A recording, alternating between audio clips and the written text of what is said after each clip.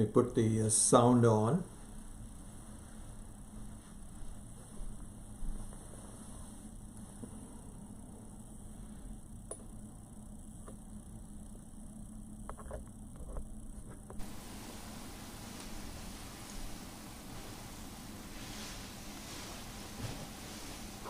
Okay, now the microphone is connected. So let us chant the entire set of the Shanti mantras and the Dhyana shlokas, which you should have had a copy by now by going to the website, this booklet here. So if you could please chant with me, or just listen if you don't know the chants. The Vedic swaras are important. And then after that, today we were going over the meanings of the various prayers. So with that, let us get started. Om Shanno Mitra Sham Varunaha Shanno Bhavat Varyama Shanna Indro Brihaspatihi Shanno Vishnurukramaha Namo Brahmane Namaste Vayo Tvameva Pratyaksham Brahmasi Tvameva Pratyaksham Brahma Vadishyami Ritam Vadishyami Satyam Vadishyami Tanmam Avatu Tadvaktaram Avatu Avatu Mam Avatu Vaktaram. Om Shanti Shanti Shanti. Sahana Vavatu Sahanau Bhunaktu Sahaviryam Karavavahai Tejasvinavadhitamastu ma vidvishavahai. Om Shanti Shanti Shanti. Yas Chandasam Rishabho Vishwarupaha Chandobhyodhyamritaat Sambabhuva Samendro Medhaya Aspranotu Amritasya Devadharano Bhuyasam Shariram Me Vicharshanam Jihva Me Madhumattama Karna Abhyam Bhuri Vishruvam Brahmanaf Koshosi Medhaya Pihitaha Shrutam Me Gopaya. Om Shanti Shanti Shanti. Aham Rikshasya Reriva Kirtif Prishtam Gireriva Urdhupavitro Vajiniva Swamritamasmi Dravina Savarchasam Sumedha Amritokshitaha Vitirtishankor Vedanu Vachanam. Om Shanti Shanti Shanti. Purnamadav Purnamidam Purnat Purnamudachyate Purnasya Purnamadaya Purnamevavashishyate. Om Shanti Shanti Shanti. Apyayantu mama angani Vakpranaschakshuh Shrotramatho Balamindriyani cha sarvani Sarvam Brahma Upanishadam Maham Brahma Nirakarot Anirakarnamastu Anirakaranam Me Astu Tadatmani Nirateya Upanishatsu Dharmas Te Mai Santu Te Mai Santu. Om Shanti Shanti Shanti. Vang me manasi pratisthita Mano me vachi pratishthitam Avir avir ma edhi Vedasya maani isthaha Shrutam me ma prahasihi Anenadhitena Ahoratran sandadhami Ritam vadishyami सत्यं वदिष्यामि तन्मामवतु तद्वक्तारमवतु अवतु माम् अवतु वक्तारमवतु वक्तारम् ॐ शान्ति शान्ति शान्तिः भद्रं no अपि वातय मनः ॐ शान्ति शान्ति शान्तिः भद्रं कर्णेभिः शृणुयाम देवाः भद्रं पश्येम अक्षभिर्यजत्राः स्थिरैरङ्गैस्तुष्टुवागुंसस्तनूभिः व्यशेम देवहितं यदायुः स्वस्ति न इन्द्रो वृद्धश्रवाः स्वस्ति नः पूषा विश्ववेदाः स्वस्ति नस्तार्क्ष्यो अरिष्टनेमिः स्वस्ति नो बृहस्पतिर्दधातु ॐ शान्ति शान्ति शान्तिः यो ब्रह्मानं विदधाति पूर्वं यो वै वेदांश्च प्रहिणोति तस्मै तगुंहदेवमात्मबुद्धिप्रकाशं मुमुक्षुर्वै शरणमहं प्रपद्ये ॐ शान्ति शान्ति शान्तिः श्रुतिस्मृतिपुराणानाम् आलयं करुणालयं नमामि भगवत्पाद शङ्करं लोकशङ्करं शङ्करं शङ्कराचार्यं केशवं बादरायणं सूत्रभाष्यकृतौ वन्दे भगवन्तौ पुनः पुनः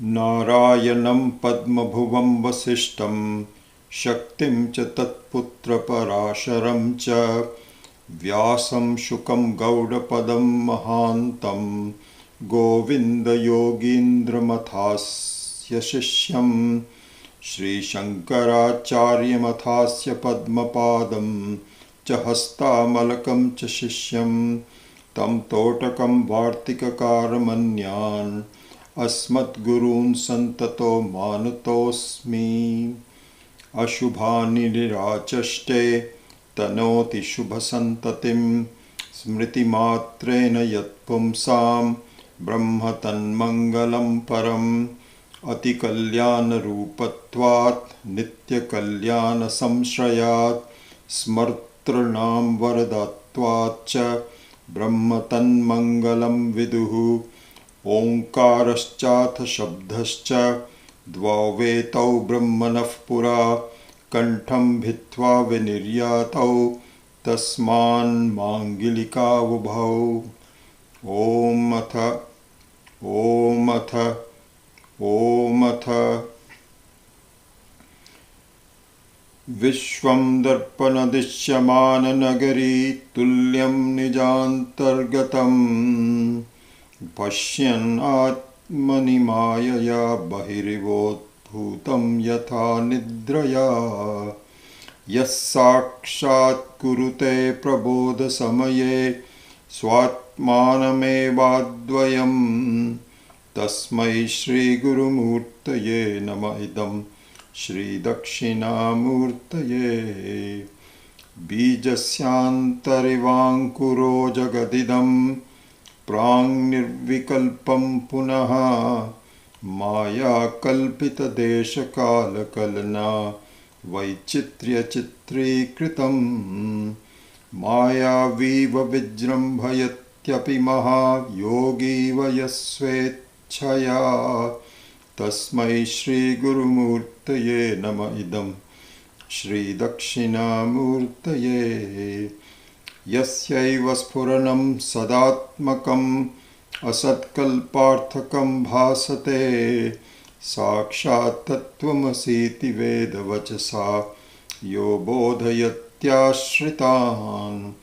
यत्साक्षात्करणाद् भवेन्न पुनरावृत्तिर्भवाम्भोनिधौ तस्मै श्रीगुरुमूर्तये नमः इदं श्रीदक्षिणामूर्तये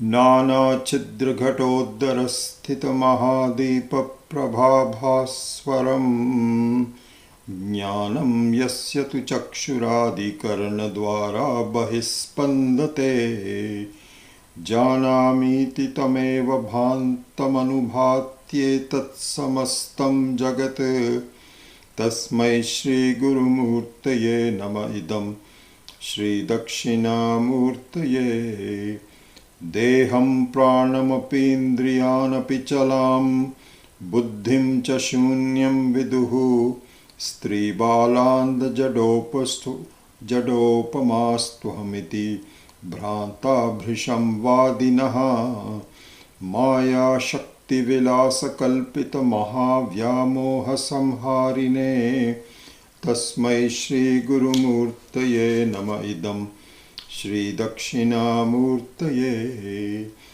राहुग्रस्तदिवाङ्करेन्दुसदृशो मायासमाच्छादनात् सन्मात्रः कर्णोपसंहरणतो यो भूत्सुषुप्तः पुमान् प्रागस्वाप्समिति प्रबोधसमये यपत्यभिज्ञायते तस्मै श्रीगुरुमूर्तये नम इदं श्रीदक्षिणामूर्तये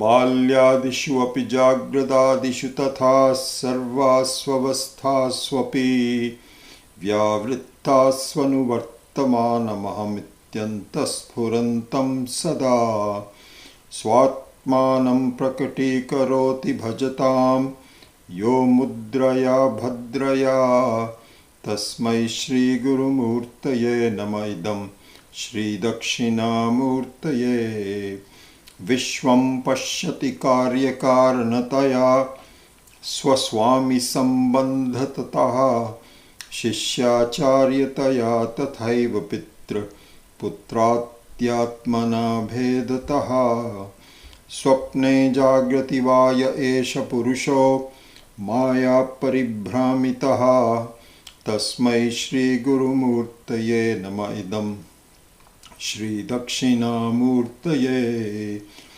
भूरम्भांस्य नलो निलो अम्बर्महर्नार्थो हिमांशुः पुमान् इत्याभाति चराचरात्मकमिदं यस्यैव मूर्त्यष्टकम् नान्यत् किञ्चन विद्यते विमृशतां यस्मात् परस्मात् विभोः तस्मै श्रीगुरुमूर्तये नम इदं श्रीदक्षिणामूर्तये सर्वात्मत्वमिति स्फुटीकृतमिदं यस्मादमुष्मिंस्तवे तेनास्य श्रवणात् तदर्थमननात् ध्यानात् च संकीर्तनात् सर्वात्मत्वमहाविभूतिसहितं स्यादीश्वरत्वं स्वतः सिद्ध्येत्तत्पुनरष्टधा परिणतं चैश्वर्यमव्याहतम् ॐ नमः शिवाय.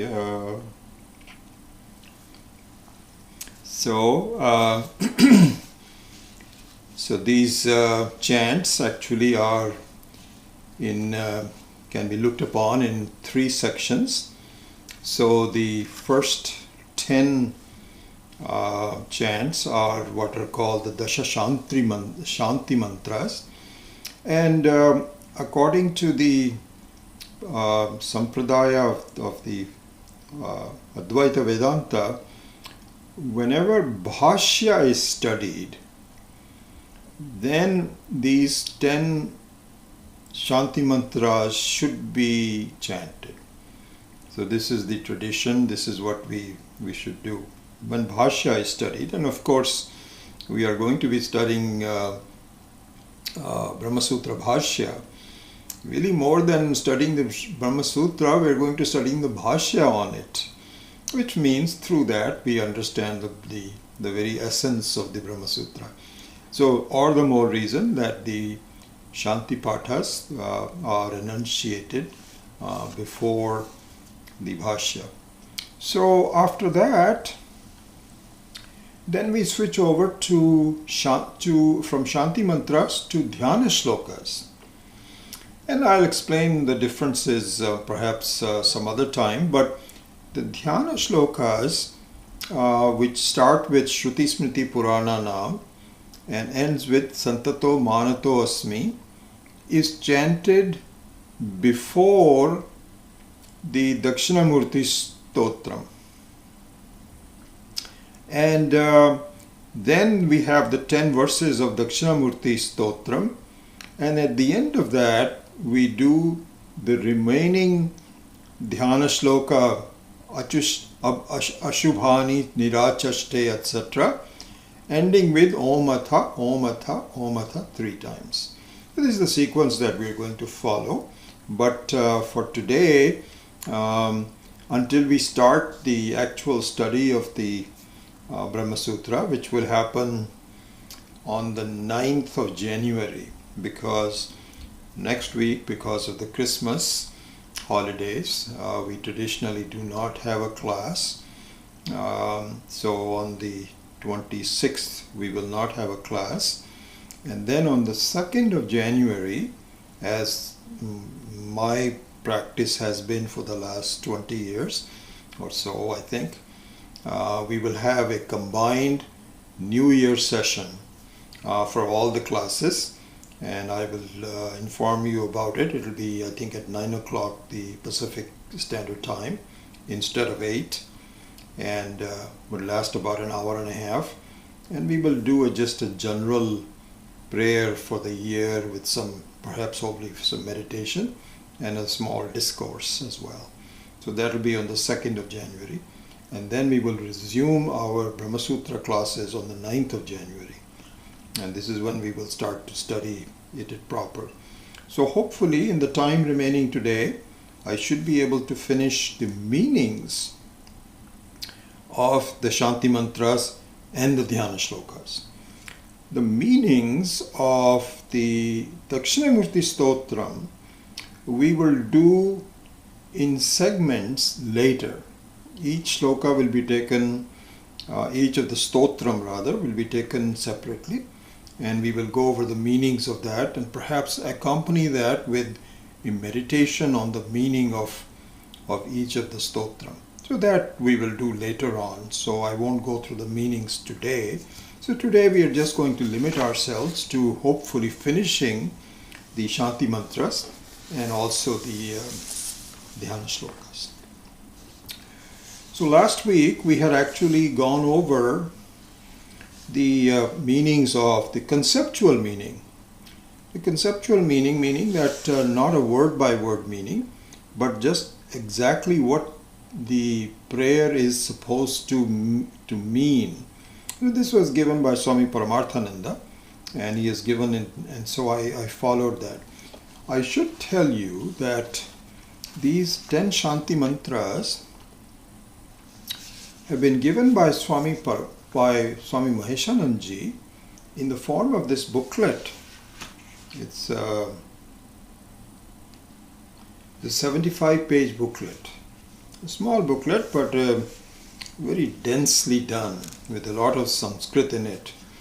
And this is masterful in terms of explaining the meaning of the 10 Shanti mantras.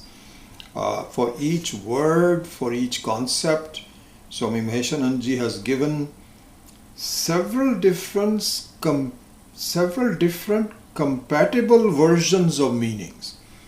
So sometimes the Sanskrit words are such that it lends itself for small distinctions, and those should not be incompatible. They should be compatible. They should be consistent. But there are different shades that you can take, and each one of them are very useful. Swamiji has done that.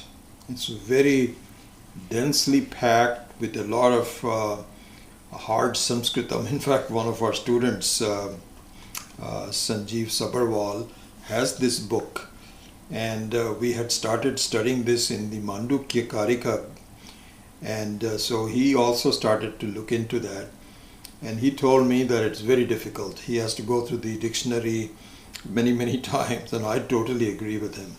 It's a difficult book to read, but very in-depth. So what I will do for today, time permitting, I hope not to go over to the next week because I'd like to start the actual Brahma Sutra next time when we meet. But anyway, I would like to pick out some of the key aspects of what Swami Maheshananji has given in addition to the conceptual meaning of Swami Paramarthananda. So this is what and I'll give you a small sample of what that is. So take an example of the very first mantra.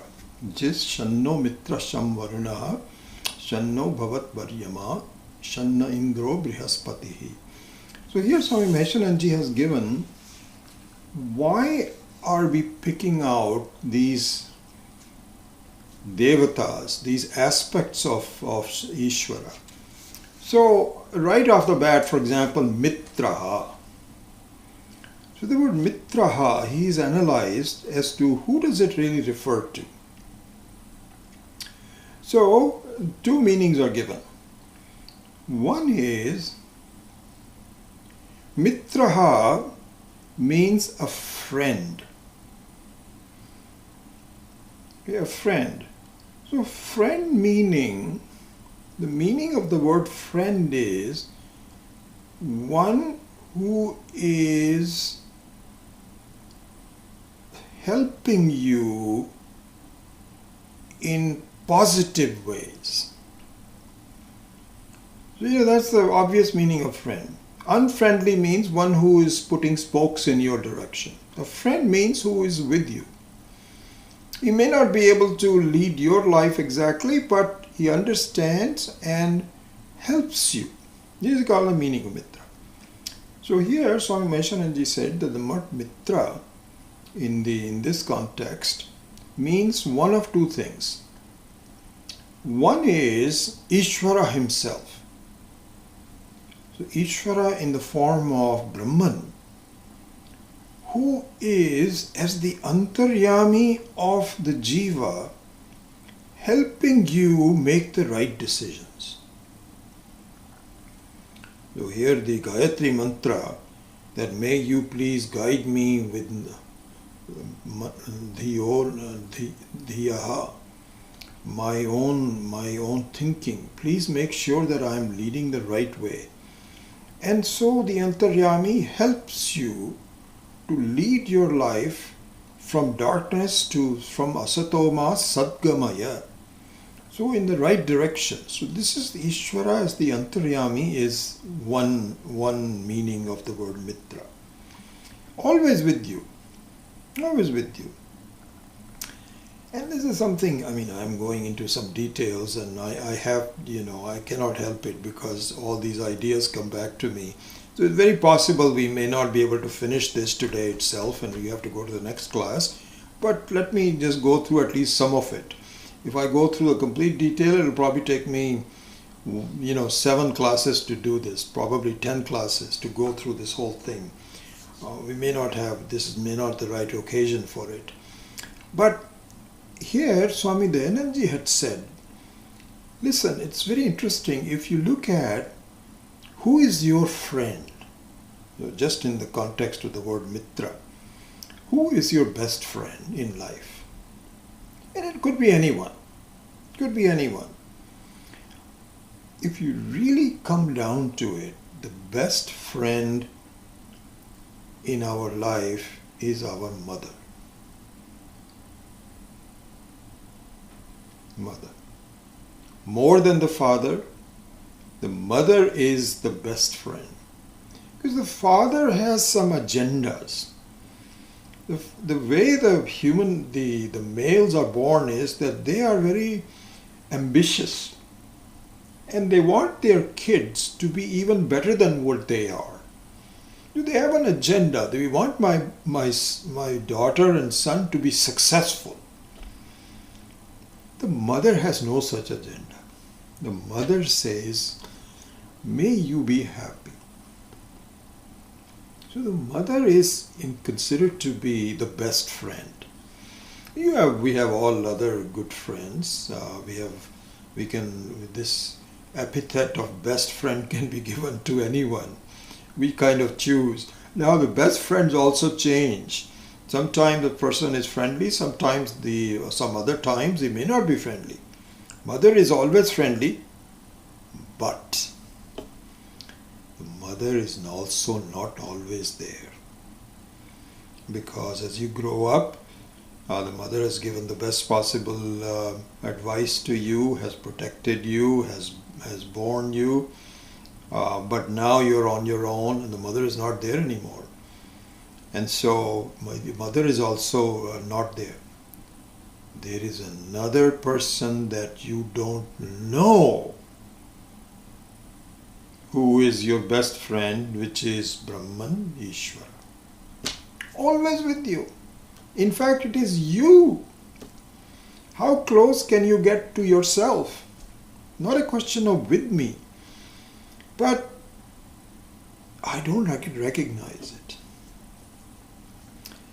And so this is the seeking of the blessings from that mitra. Swami Dayanand used to say that Ishvara is not your uncle, he's not your mother, he's you, and has the best possible outcome that Ishvara wants from you. Anyway, I'm going into more detail. So Mitra. The second meaning of Mitra is also something we should understand, is what is called Pratyaksha Siddha. So one Mitra is one which is Apratyaksha, means not visible to me.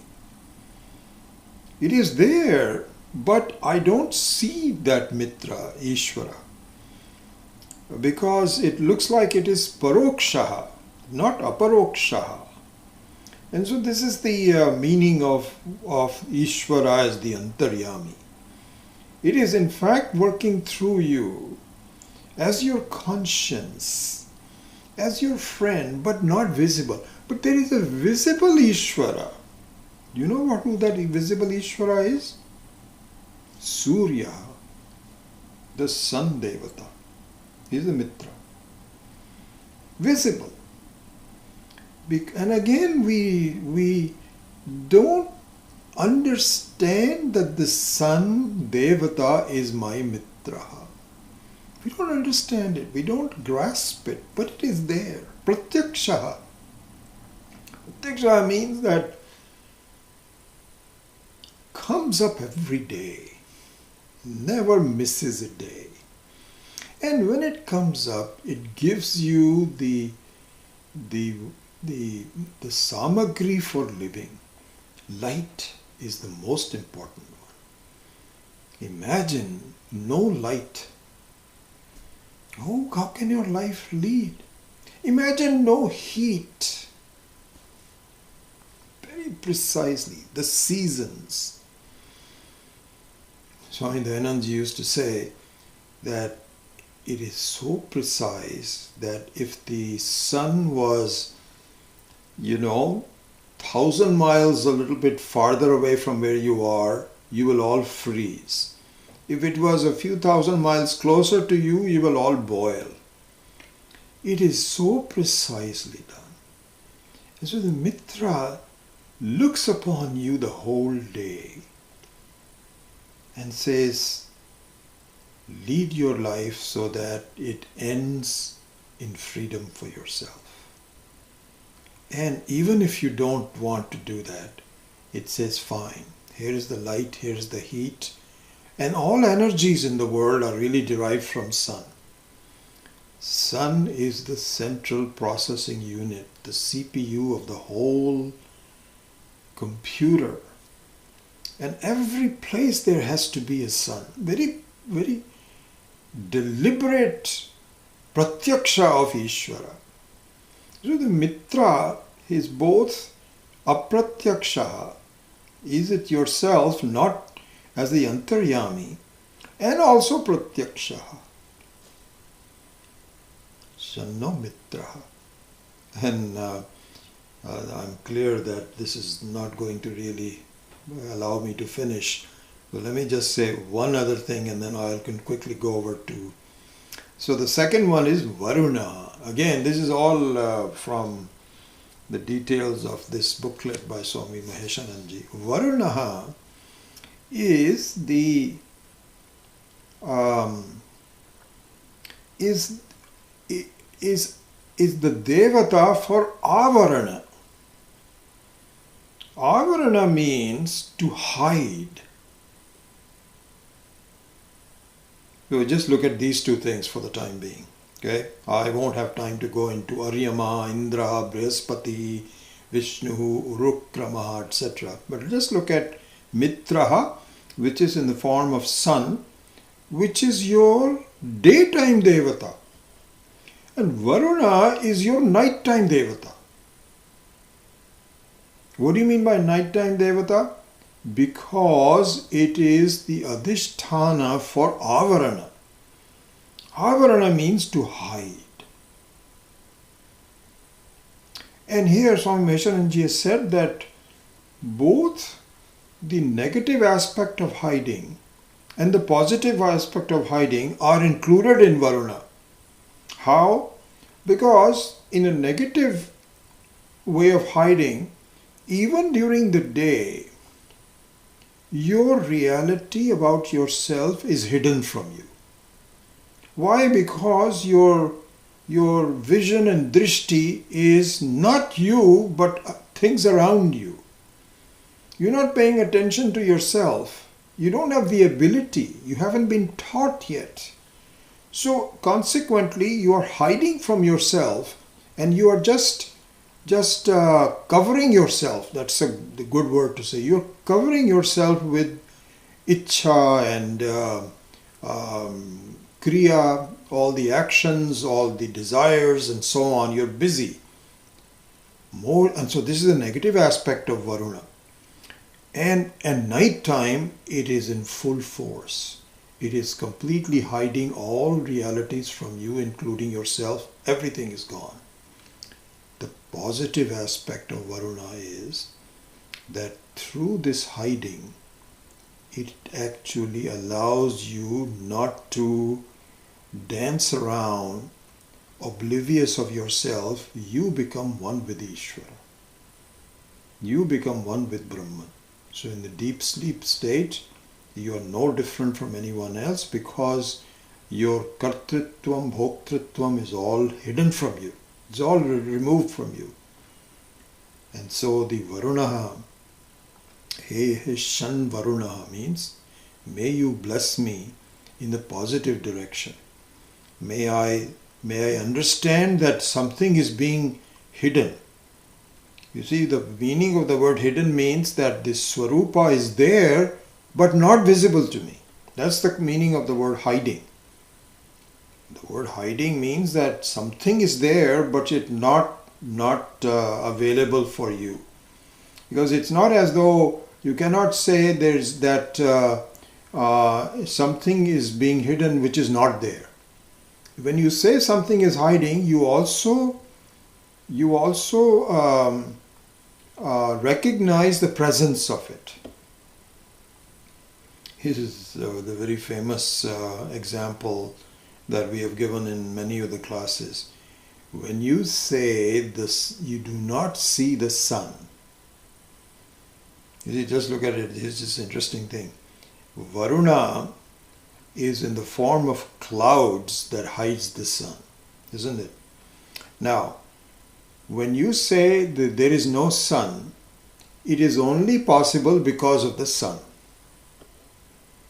If the sun was not there, you cannot say that it is being hidden.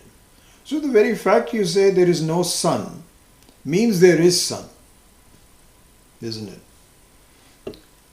Beautiful how this whole Srishti by Ishvara is so sophisticated, so subtle, so tricky to really unravel. Anyway, so these are and this goes on, and I won't have time to go into. I just wanted to give you a small sample of the variations of the meaning and the preciseness of what these devatas stand for are all there. We just have to understand it. Anyway, so let's go on. So we already did the first one, which is the Mangalya Prarthana, Hiranyagarbha Namaskara, Hiranyagarbha Stuti, and Guru Shishya Rakshanam. And so that was Namaste Vayo Tvameva Pratyaksham Brahmasi, etc. Then Satyam Vadish, then Vaktaram Avatu, then Mam Avatu, may you protect me, and may you also protect the teaching which comes to me and benefits me. Tat Vaktaram Avatu. Then we saw Sahana Bhavatu last time, so on. So let's go to number 3 now. Yas Chandasa Mishabho Vishwarupaha.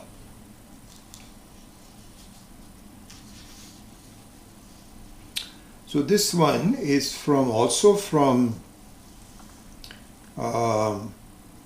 Krishna Yajurveda through Taittiriya Upanishad. A lot of these are from the Taittiriya Upanishad.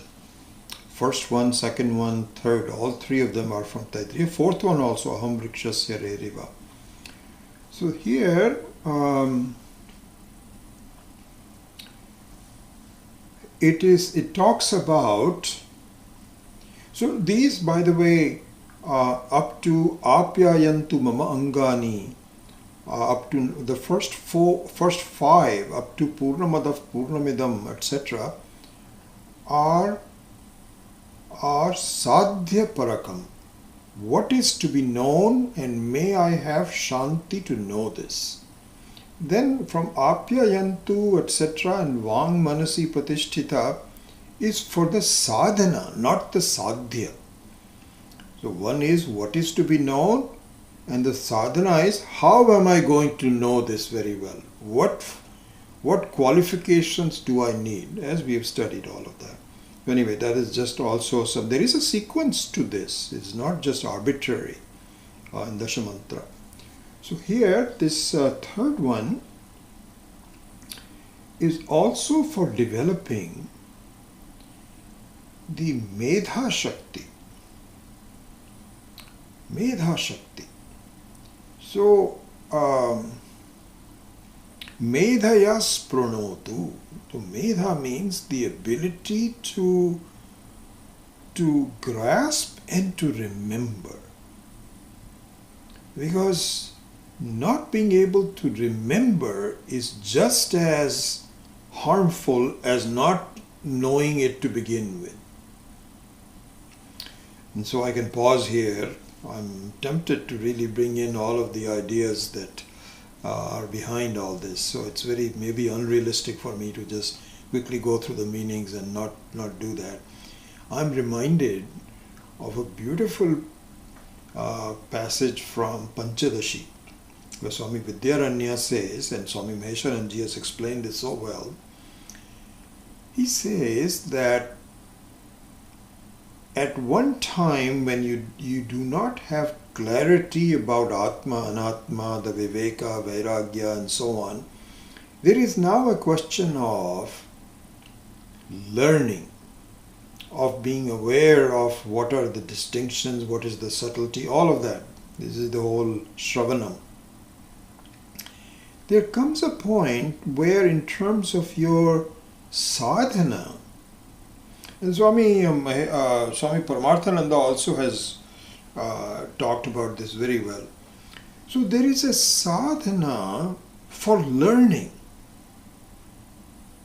And those are Shamadama, Uparama, Titiksha, Uparati, and all these sadhana, Satkap Sampatti, etc. Those are the sadhanas for learning. There is also a set of sadhanas for maintaining the vidya. And there is a necessity for that because our life gets so busy and we are so, not the question of busy, I would say we are so used to living in a very limited way that it is very difficult for us to now give that up right away. So this is what is called vasana. That's why Swami Chinmayananji used to have this word V between Om and the, all the BMI chart is the V. The V is the Vasana. The Vasana means that even after you learn what is to understand, the anuvritti of the old habits and the way of looking at the world and way of looking at yourself, which is erroneous, continues. This is the prarabdha karma. So there is actually a sadhana for preserving. Swami Vidyaranya says in the Panchadashi that your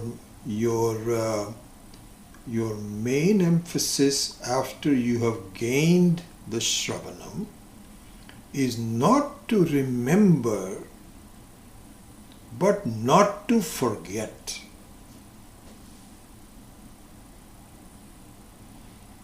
Because this is a very beautiful switch. Before the learning it is remember. After the learning it is not to forget. So this is what is called Medha Shakti. Medha Shakti means may I have the focus and clarity and sharpness of the retentivity. So this is one of the reasons for this one is Yas Chandasa Mrishabho Vishwarupaha, etc. This is one. Also the Medha Shakti is also for the Grahana Shakti. To grasp the concept,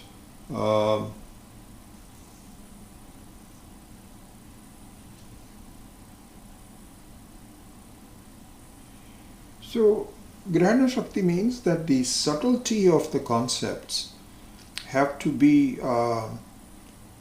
have to grow into the very subtlety of the concepts. Like for example, if you talk about this to just look at this. Supposing you had a youngster in the home, 9 or 10 years old, or even teenager and so on, and you talk to them about Atma and Anatma, how will it sound to them? What are you talking about?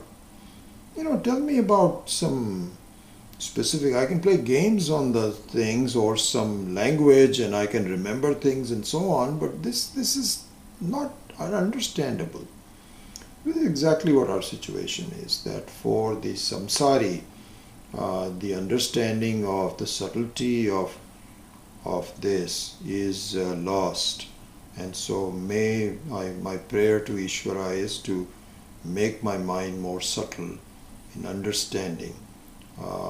May you increase my qualifications. May I continue to learn this. Again, Swami Dayanand used to say so well that really, if you're being an expert in any field, you have to really spend a lot of time developing the infrastructure, the foundation, and then slowly building up the house where you become now really the complete understanding of the specialty of what is going on and so on. So this is what is called Grahana Shakti. Another part of this is Sharira Yogyata. So Sharira Yogyata means, so this is what it says, Shariram me vicharshanam jihva me madhumattama karnabhyam bhuri vishruvam. It means that my body has to cooperate. And so that means that if I am full of problems, I cannot really, it's binding me. I cannot free myself from the hold of the body. Really speaking, when you are learning and you are you're learning and you're meditating and so on, you don't think about the body at all. But supposing you have a headache or you have a pain in one of the joints or something like this, how are you going to do that? So the yogyata, the ability of the body to be healthy, is a very important part of the sadhana. And so this prayer is for that as well. And then Anyway, I won't go into some of the more details. Then all of that is there. Then the fourth one, Aham Vrikshasya Reriva, is also from Taittiriya Upanishad. And so in some ways, if you look at the sequence of these 5 mantras, Shanno Mitra, Sahana Vavatu, Yas Chandasamrishabho, Aham Vrikshasya Reriva, and Purnamadaf. These are the 5 which are Sadhya Paraha, as we have said before. In that sequence, the Aham Vrikshasya Reriva is denoting what is called Vidvat Anubhava. Vidvat Anubhava. Vidvat Anubhava means the actual experience of one who has gained this knowledge properly, as it should have been done. This is a successful individual. What is the experience of that person? Because the very promise of Advaita Vedanta is that do not wait for the next life. That is, it is not the right thing to do. You're postponing the inevitable. It's like kicking your can down. No, don't do that. And you say, no, I can't do it. Well, then the same thing will happen in next life. You will say, I can't do it. Let me just enjoy life. Let me do this and so on and so forth. When is it going to end? Start on it now. You may not finish this in this life. It's very possible. Very possible that you may not finish this. But start on it. And so, and then it says, and then you say, well, has it ever been done? Can somebody say that I am completely independent of all problems, including my body and death and diseases and old age and so on and so forth? Yes. This is what is called Vidvat Anubhava. Means the one who is a Jivan Mukta, one who's free from all of that. And so, and this is the truth. It is done by many people. And they all say, yes, absolutely, you're on the right path. Do it, because I have done it. People say that. How do they say that? Aham Vrikshasya Reriva. Here, this is a very beautiful one. This is also from Taittiriya. Kirtif Prishtam Gireriva. Urdha Pavitraha Vajiniva Sramitamasmi. Dravinagum Savarchasam. I wish you had more time to go into all of that. I'll just give you one little sample of this and then we'll go on. Just explaining the concept. The concept is that this is by Trishanku, who is a rishi called Trishanku. And so Trishanku's Vachanam itihi Trishankur Anuvachanam. Anuvachanam means that this is the words that came out after his experience in life.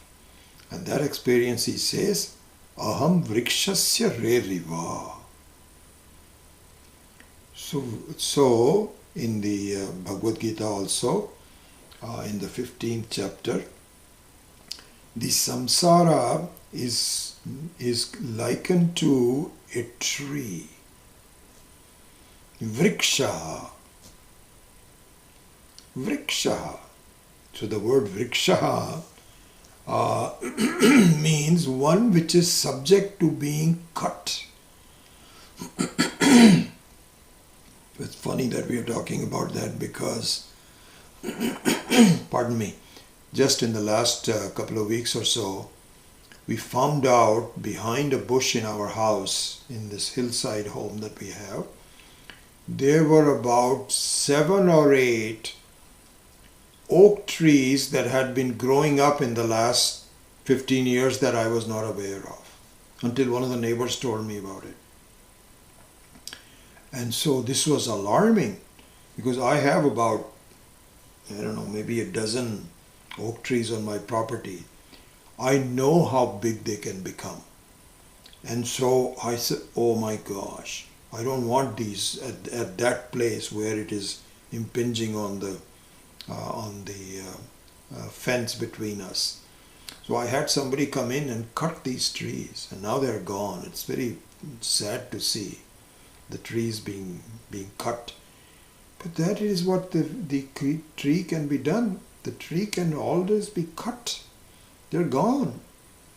The samsara is like a tree. Urdhva moolam adhashakam ashwatham prahuravyayam chandamsi yasya parnani. This is all done in the 15th chapter of the Gita. So there it says that the whole edifice of the world that you have surrounded yourself with. And so this is a very complex and a very sophisticated tree. And as such, it can be cut. It can grow huge and give you some fun, some problems, all kinds of things. But at one time it can be just removed. If it becomes very problematic, as these oak trees were going to become for me, because I remember in my backyard, there was, when I started living in this home, we had a number of oak trees that were growing, and they were very beautiful. This is now the 12 that I'm talking about. And I'm telling you, I remember with the help of one helper, he and I actually carried the roots and the tree from one place to the other. We wanted to plant it and we put it there. So it must have been about maximum 70, 80 pounds. So he held one side, I held the other side, and we went to it, dug a hole, and we made it. You come and look at those trees now. The trunk is now about 18 inches to 2. This is just in the 15 years. Huge tree. Now if it is grown at the wrong place, it's a problem. So this samsara can become a big problem. But it is cuttable.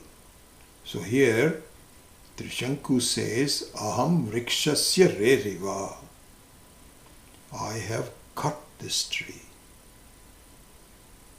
because it was giving me a problem. Don't need it anymore. I am the one who really nourished it, made it grow as big as it was, and now it was threatening me. And he says, Aham rikshasya reriva. And then all the other ones, Sumedha, Amritaha Akshitaha. Anyway, so lots of things to talk about. And so this is Vidvat Anubhava. This is the sample of, so this what it says is that these are not theoretical things. It can be done. This can be your own experience if you set your mind to it.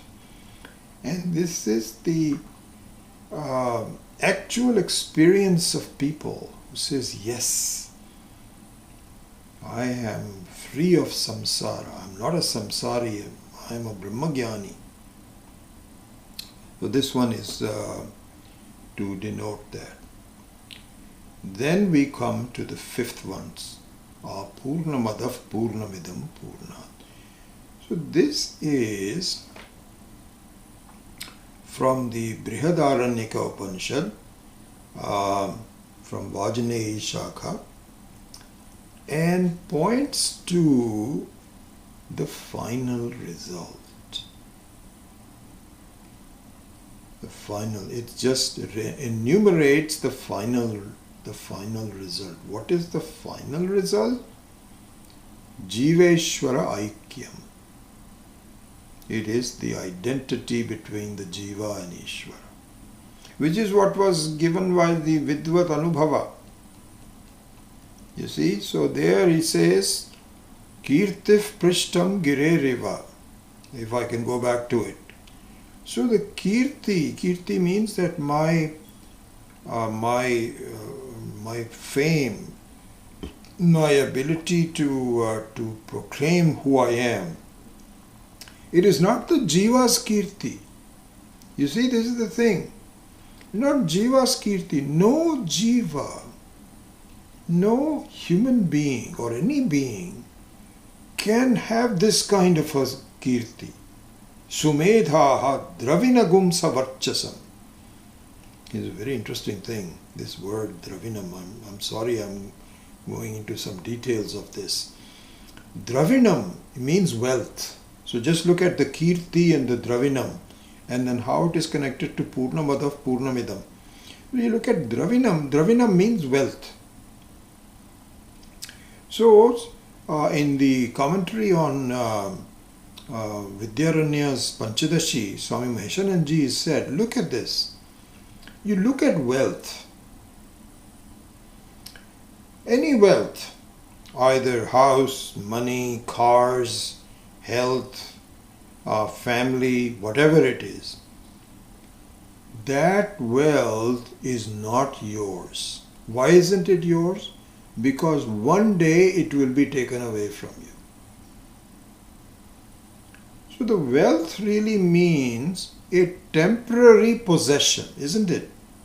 That's what it is.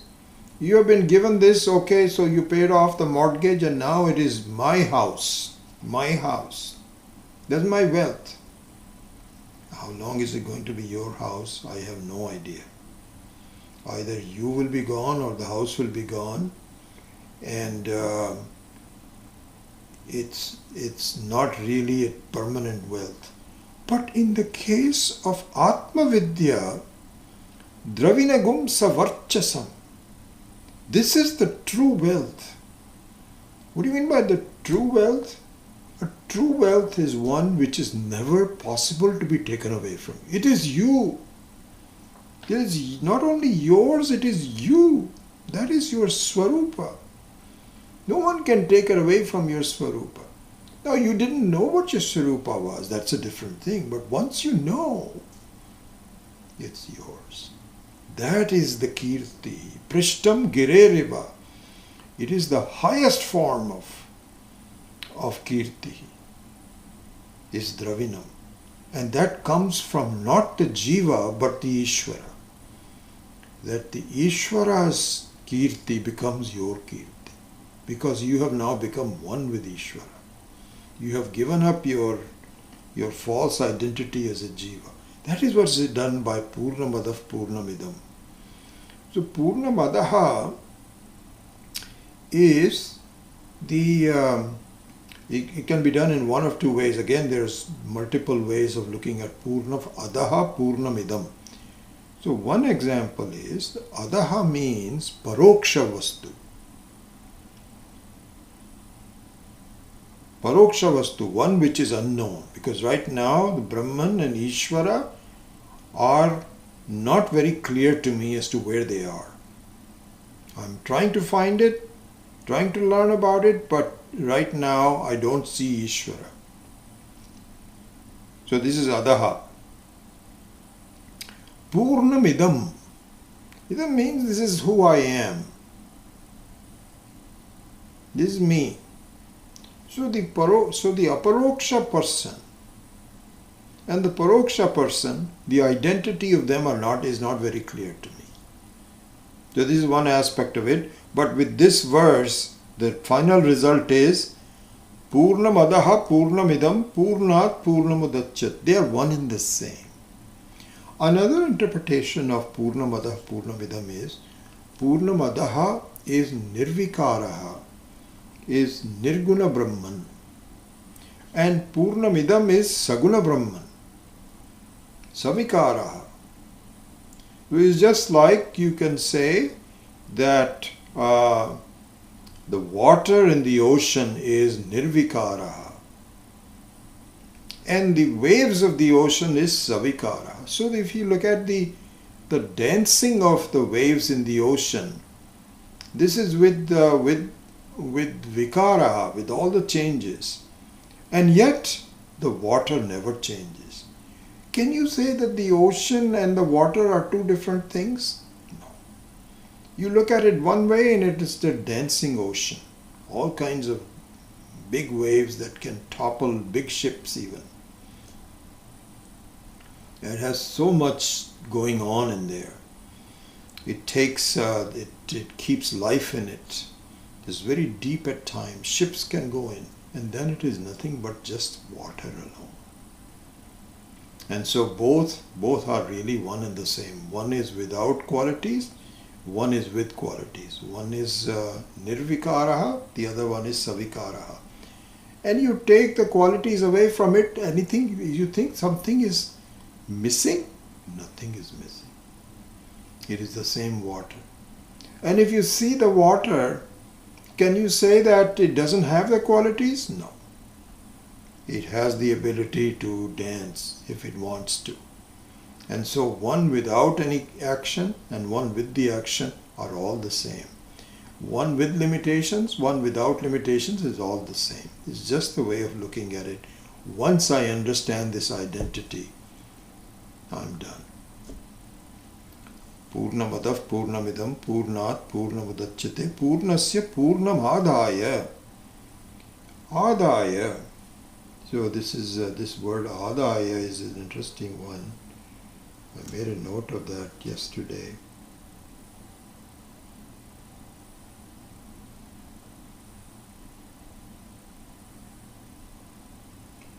So adaya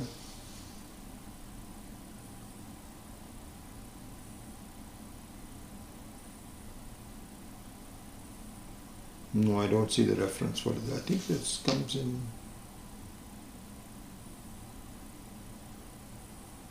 Anyway, we'll have to. If I find it, I'll come back to it. Okay, so that's the first 5. How are we doing with respect to time? 9:02. Well, now I'm pretty sure that I won't be able to finish it, but hopefully I'll cover most of it today. Okay, so now we go to, as I mentioned, the sadhana para mantras. So number 6 is apyayantu mama angani. So this is the from Samaveda, which is where both the Chandogya and the Kena Upanishad come from. And it tells me go to page 41. I made a note to myself.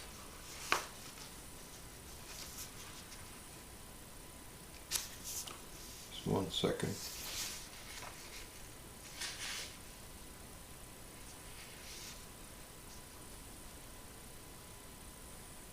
Yeah. So, as I said earlier, that the sadhana here is for the clarity of the vision and the holding of the vision in my life. So here, Swami Maheshananji has given a quotation from Adi Shankara, which I thought I would read to you. He says, in Hindi he says, Tattva Gyan evam Tattva ka nirupan to ho gaya hai. Means the study has already been done. Ab now उस तत्व निष्ठा प्राप्ति के लिए साधनों की प्रार्थना है. So he says, now the prarthana, the sadhana, the prayer is for nishtha of the jnana. This is our common problem, because we all say, I've been studying it for a while, but my life, I still get problems, this, that, or the other. It is because my nishtha has not yet been done. I have not really seen why I continue to make mistakes.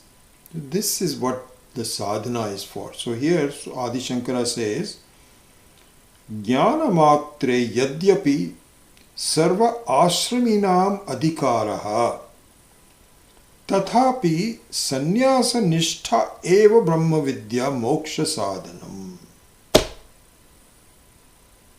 So he has taken a different approach to this. He says, listen, even though, so he says, jnana matre yadyapi sarva ashrina sarva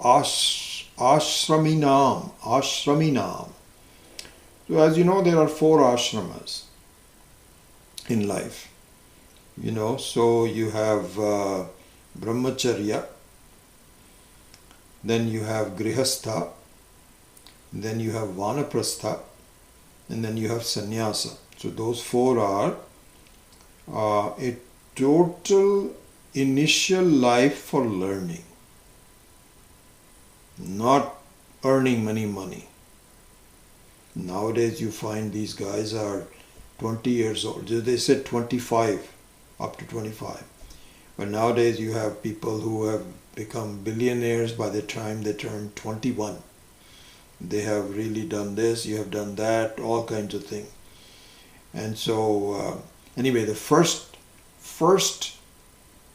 ashrama of the life is just brahmacharya, learning. Not really starting a life, not starting a family. Second one is grihastha. Third one is...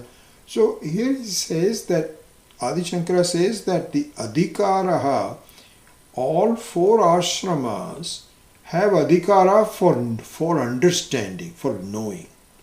Yeah, obviously not a 9-year-old, but as soon as you grow up to have the ability to understand things, you can learn. So he says, jnana matre yadyapi sarva ashrimanam adhikaraha tathapi, even so, sannyasa nishtha eva brahma vidya is moksha sadhanam. Very beautiful.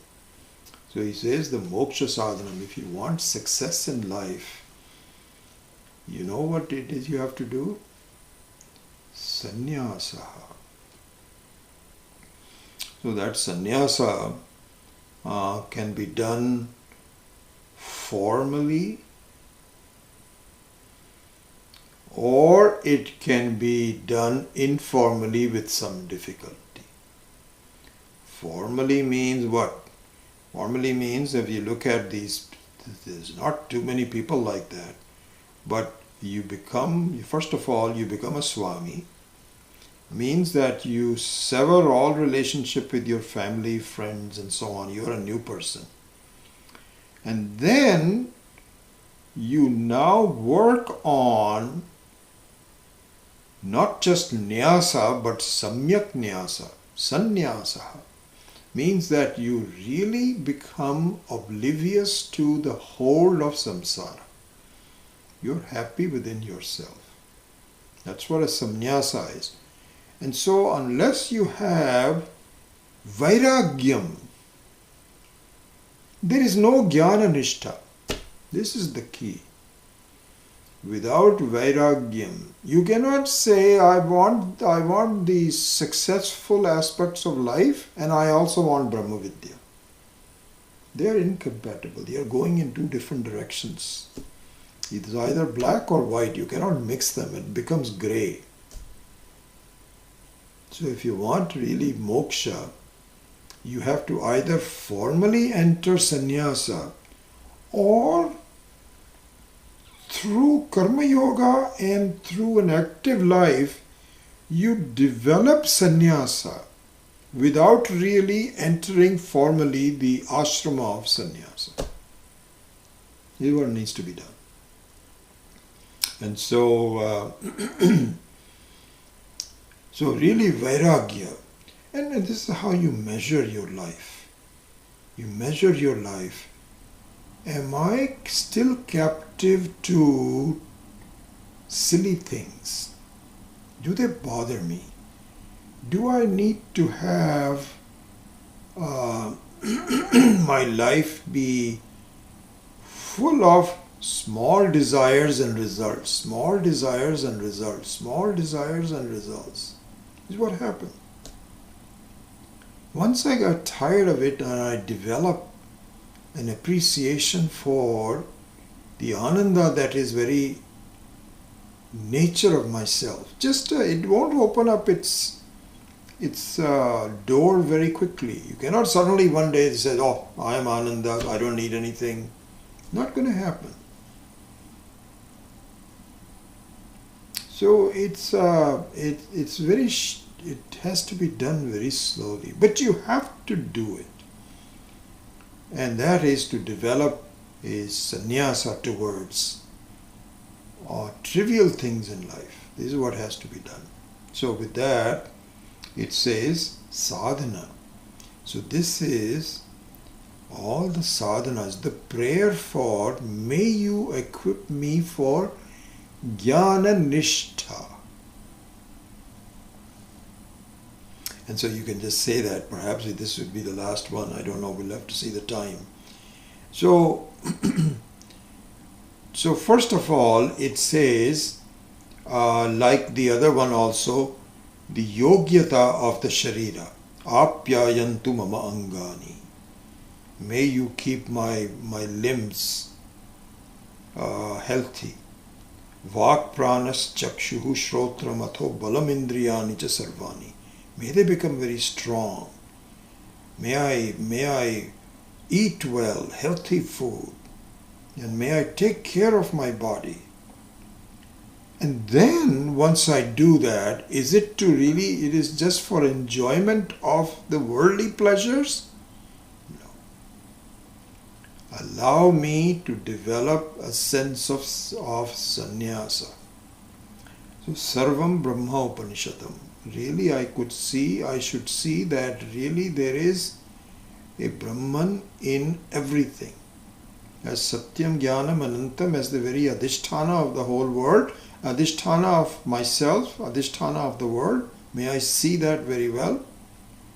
And may I use my healthy status of life to discover my own self. So maham brahma nirakuryam mama brahma nirakarot. But this also is a very beautiful thing. So one is, so this is a two-step process. Maham brahma nirakuryam. So it's very interesting, Swami Dayananda. I remember his words so well after 40 years of this particular verse. He says, you cannot really discard Brahman. So what it says is, may I not turn away from Brahman. May I not discard Brahman. But you are Brahman. How can you discard Brahman? You cannot do that. What it means is, may I remember that really my whole status is nothing but Brahman. My Atma, may I just see this. This is the thing about Maham Brahma Nirakuryam. And then Mama Brahma Nirakarot means this is the Ishvara Anugraha, Ishvara Kripa. And so this calls for the fact that no matter how able and capable you are, you cannot solve this problem by yourself. You cannot say, you know what, I am going to, I'm a very powerful, whatever I want to do, I've always been able to accomplish this, moksha I will do. You know why? Because when you say aham, this is something very interesting. So in fact we can go back to this aham vrikshasya reriva. So when you say that aham, this aham is not the jiva. Why is it not the jiva? Here Swami Maheswaranji pointed this out. Very beautiful, really. The word aham starts with the letter A and ends with the letter H. You know what it is? It takes care of the entire varna of Sanskritam. The entire alphabet, from vowels to consonants to visarga, everything. Ha is the visarga. So aham means the entire aspect of life. The jiva is not the entire aspect of life. Ishvara is the entire aspect of life. And so really speaking, you have both A and Ha included in Ishvara. The jiva does not include A to Ha. So when you say aham vrikshasya reriva, it is not that the jiva is cutting the vriksha of samsara. It is really the power of Ishvara within you. Not within you, it is you. That is now cutting the vriksha of the samsara. So here he says, Ma aham brahma nirakuryam, mama brahma nirakarot. That means, may Brahman also bless me. So this is called Ishvara Anugraha. You cannot just solve the problem yourself. You have to really just say, Ishvara, I need to get your help for this. And if I make the aham as just me as a jiva, and keeping the reality of it as it is, as we are studying in the Purusha Suktam, then I am not going to really do. I have to sacrifice myself. So this is the sadhana that is being talked about. Apyayantu mama angani. Beautiful. Maham brahma nirakuryam. Mama brahma nirakarot. And then anirakaranam astu, anirakaranam me astu. So anirakaranam means aikyam. The prithak bhavam, the nirakaranam. I don't want any differences. I want your power to really power me. And then tadatmani nirateya upanishatsu dharmaha te mai santu. And so all of the dharmas, that are in the Upanishad may become mine. So here there's a very interesting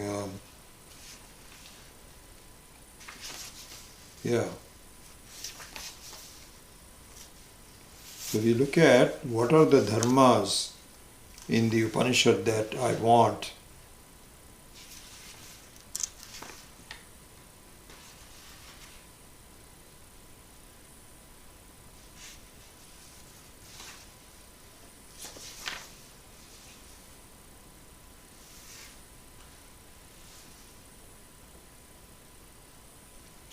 So, in the Upanishads, of course, they are the dharmas of Shama, Dhamma, Uparati, Shraddha, Samadhanam, then Tapaha, Satyam, Balyam. Balya is a very interesting dharma. Balya means a childhoodness, not childishness, but childhoodness. Because the child, examining how a child is should give me some ideas, because the child has not developed raga dvesha yet. It has a few things that it wants, but not this firm thing. That person did that to me, I don't want that person to be like this. It's a simple person. And so I want to really become like a simple person. This is Balya Dharma, Maunam, Pandityam, Nirvedam, etc. Then in Smriti, In Bhagavad Gita, all these dharmas are also given. Not only Upanishads dharma, but also the Smriti dharma. Amanitvam, Adveshata, Maitram, Karunaha, Ahimsa. All these are to be made those dharmas. This is what is called Daivi Sampat in the Bhagavad Gita. So Asuri Sampat and Daivi Sampat is clearly shown in the Bhagavad Gita. So the Asuri Sampat is cleverness, somehow cutting corners, and having no regard for Satyam, and also be cruelty, all these kinds of things. And so the old Ravana and some of the new leaders that we have are good examples of these, of Asuri Sampat. And Devi Sampat is the one which means simplicity and acceptance and so on. So may I be given the Devi Sampat. That is the prarthana of the sixth. So we have now done 6. We have 4 more to go. And I have a feeling that we will not take more than maybe half the time of the next class to finish all those off. And then we will start the actual, we will actually do an introduction to Brahma Sutra. We will not do the Adhyasa Bhashya for another week or so, but we will start the study of the Brahma Sutra from the second half of the class on the 9th. So with that, let me just say a small prayer and then we will see if you have any questions. Om Asato Ma Satkamaya Tamaso Ma Jyotirgamaya Mrityor Ma Amritam Gamaya Om Purnamadav Purnamidam Purnat Purnamudachyate Purnasya Purnamadaya Purnamevavashishyate Om Shanti Shanti Shanti. So once we start studying, then our ending prayer will be Om Atha, Om Atha, Om Atha. And we will go into the meaning of that. So we will dispense with Asatoma Sadgamaya and replace it with the ending verses, which is Ashubhani Nirachaste Tanoti, ending with Om Atha. That's how we will do it. Okay.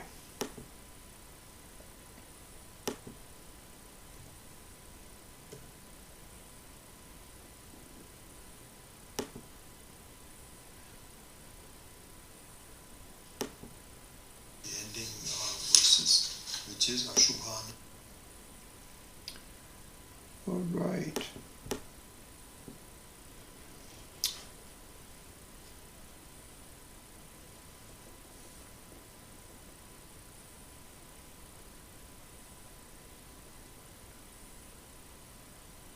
Good to see Punita from India.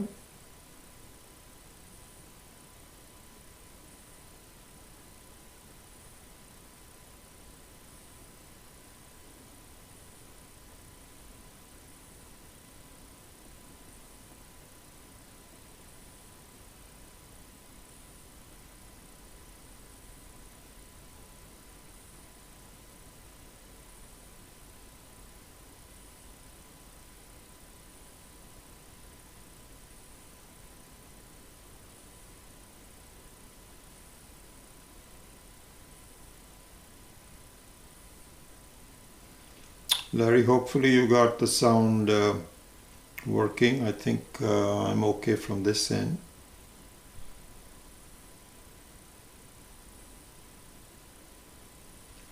Akshay asks, I thought revive means the sustainer of the tree. Is that incorrect? Re-riva. No, re-riva means the in a way you can take both ends of it, but the understanding that I have is the one who deals with the termination of the and so it's very possible that you can take the meaning that one who is aware of tree and perhaps uses it for your growth until it becomes a problem for you, in which case you are now fully capable of cutting it down. So it's very possible that you may take that meaning. I'll have to research it to see whether Reriva means both of them or only the aspect of cutting it down. So I will make a note, Akshay, and I will look into that. All right. I think I don't see any other questions. So with that, I take your leave and have a wonderful holiday. And hopefully some of you might tune into the January 2nd class. And if not, then I'll see you hopefully on January 9th. Om.